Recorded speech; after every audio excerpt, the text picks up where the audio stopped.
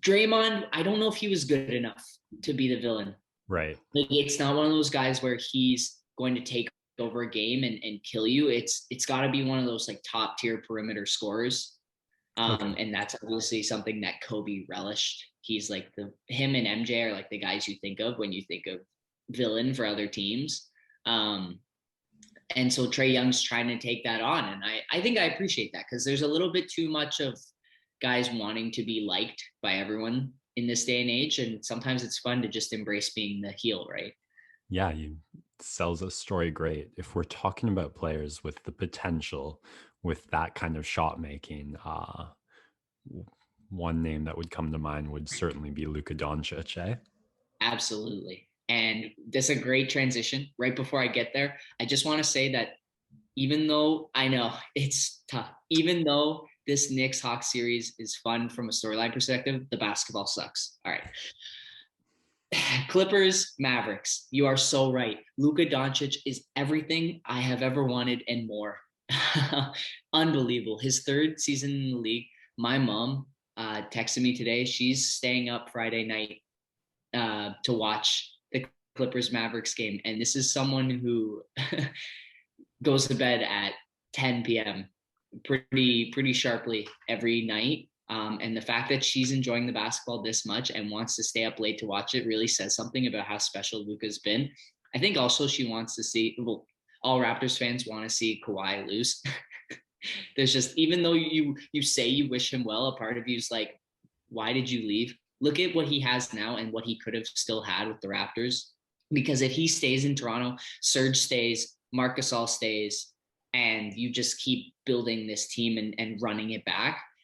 And the fact that he's left now, and this Clippers team, there's just nothing in terms of vibes or energy. Like, there's no guy that is going to go in there and say, enough of this. Let's go out there and beat this team.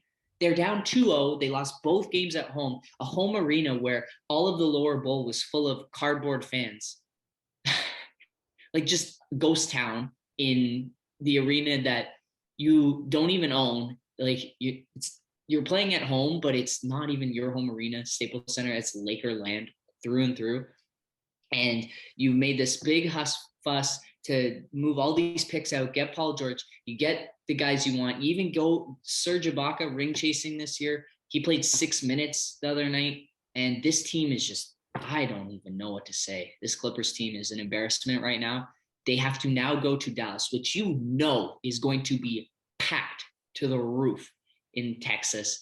They're going to have people hanging off the rafters. They're going to have people sitting on the baseline. They're going to have guys in the intermission. They'll just have like a walk-in buffet at halftime where everyone's going to be just hugging each other on the court. It's Texas. There's no rules. This place is going to be packed full, and they're going to go crazy every time Paul George bricks a shot, every time Kawhi bricks a shot, every time Patrick Beverley says something, Luka Doncic blows by him. You're too little. The crowd's going to go nuts. And this Mavericks team is so well positioned. Do you really think this Clippers team, with the mental fortitude that they have shown, is going to win 4 out of 5 against Luka, who is just dismantling them piece by piece? It is truly like, I don't even know what I could compare to. Is there a scene in Iron Man where the villain just slowly takes apart his suit piece by piece? Because that's what it feels like. And the Clippers just such a tough spot. And Kawhi left the Raptors for this is what I keep asking myself. And also, where are they going to go from here? What is the next move to be made? Because they have nothing to trade.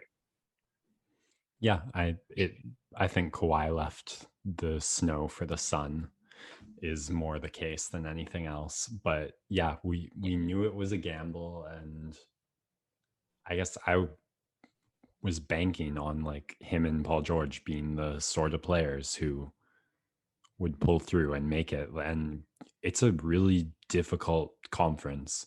So like I think 3-4 years of like third round, like semifinals, playoffs, like being one of the top 4 teams in the league every year, and you can generate buzz as a fan base. You can make like the Clippers fans have more hope, have more passion, be like a top seed in the league. That helps with free agency down the line, maybe gives the fan base some hope for a rebuild. But people were pretty bummed out after last year.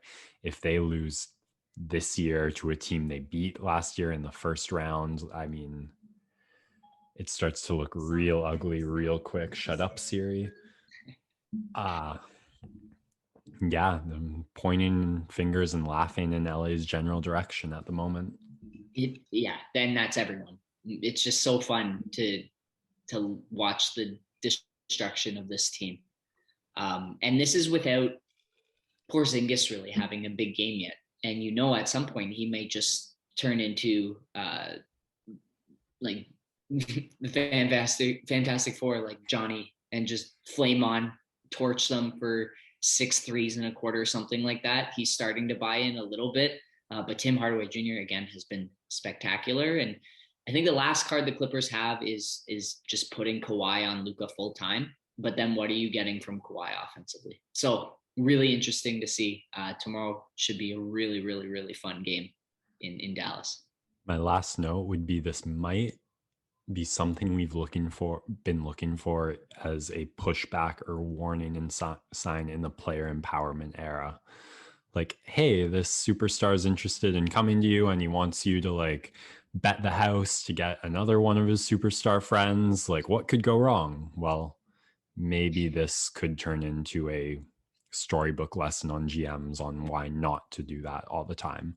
And the Clippers are probably a franchise that can afford it to make that mistake more so than others. I'm not too sure on their finances, but Yeah, well, when Steve Ballmer owns the team, this money is endless. It's that Microsoft money is different. there you go.